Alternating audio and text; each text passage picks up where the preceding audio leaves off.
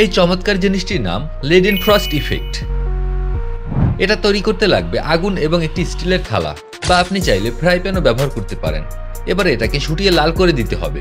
শুটিয়ে লাল করে দেবো। আমি শুটিয়ে লাল করতে থাকি, আর আপনারাও লাইক বাটনটি শুটিয়ে লাল করে দিন। থালাটা বেশ গরম হয়ে গিয়েছে। এবার উপর থেকে পানি দিলে দেখবেন আশেপাশে যেখানে কম গরম হয়েছে সেখানের পানি খুব দ্রুত বাষ্পে পরিণত হচ্ছে, কিন্তু মাঝখানটাতে যেখানে স্টিলের থালাটি অতিরিক্ত গরম সেখানের পানি বাষ্পে পরিণত হচ্ছে না, বরং পানি ছোটাছুটি করছে। আর এটাকেই বলে লেডেন ফ্রস্ট ইফেক্ট। আসুন বিস্তারিত বুঝিয়ে দেই। এই লেডেন ফ্রস্ট ইফেক্ট তখনই ঘটে যখন কোনো তরল এমন কোনো কঠিন পদার্থের সংস্পর্শে আসে যা সেই তরলের বয়লিং পয়েন্ট বা স্ফুটনাঙ্কের চেয়ে অনেক বেশি গরম হয়ে থাকে।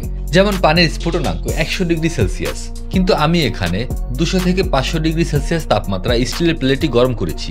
আর পানি যখনই এই অত্যন্ত গরম প্লেটের সংস্পর্শে আসে তখন তাৎক্ষণিকভাবে পানি ফুটে ওঠে আর নিচ থেকে বাষ্পের লেয়ার তৈরি করে, যেটা থার্মাল ব্যারিয়ার বা তাপীয় বাধা হিসেবে কাজ করে, এবং প্লেট থেকে পানির গায়ে তাপ স্থানান্তর হতে স্বাভাবিকের থেকে বেশি সময় লাগে। তো গাইস, থালাটার কি অবস্থা হয়েছে একবার দেখেন। থালাটার এই অবস্থা করলে আজকে ঘরে আয়।